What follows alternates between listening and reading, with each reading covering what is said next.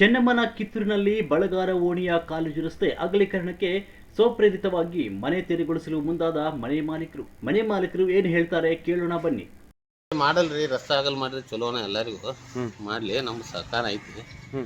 ಅದಕ್ಕೆ ನಾವು ನಮ್ಮ ಸ್ವಂತ ಬುದ್ಧಿಂತ ತಗೊಳಕತ್ತೇವೆ.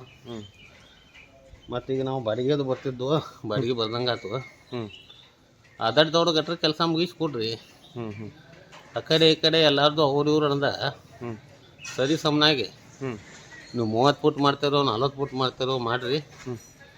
ರಸ್ತೆ ಆಗಲ್ಲ ದೌಡ್ ಮಾಡಿ ಮುಗಿಸ್ಕೊಟ್ರೆ ನಮ್ಗೆ ಅನುಕೂಲ ಆಕೈತಿ. ಈಗ ನೀವು ಒಬ್ಬರೇ ತೆಗೆದಿರ ಮತ್ತೆ ಯಾರು ತೆಗೆದಾರ? ತೆಗದ್ದಾರಲ್ರಿ, ಅಲ್ಲಿ ಎದುರಿಗೆ ತೆಗದ್ದಾರೆ ನೋಡ್ರಿ, ಹೊಳಸರ ಕಡೆ ಕಾಣಿಸ್ತೈತಿ. ಅವ್ರು ತೆಗದ್ದಾರ, ನಾವು ತೆಗದ್ದೇವ. ಉಳ್ಕಾದವ್ರು ಮತ್ತೆ ಬಂದು ನಮ್ಗೆ ಹೇಳಿದಾರ, ನಾವು ತೆಗದ್ದೇವ. ತಗ್ಸೋ ಕೆಲಸ ಅವ್ರದ್ದು ಮಾರ್ಕ್ ಮಾಡಿ ಹೋಗಿದಾರಲ್ಲ.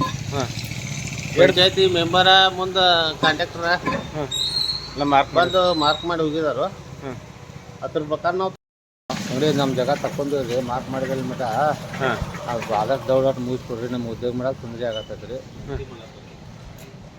ಎರಡು ದಿವಸ ಆದ್ರಿ ಕೆಲಸ ಈಗ ತಕೊಂಡ್ರಿ 4-5 ದಿವಸ ಆದ್ರಿ ಈಗ.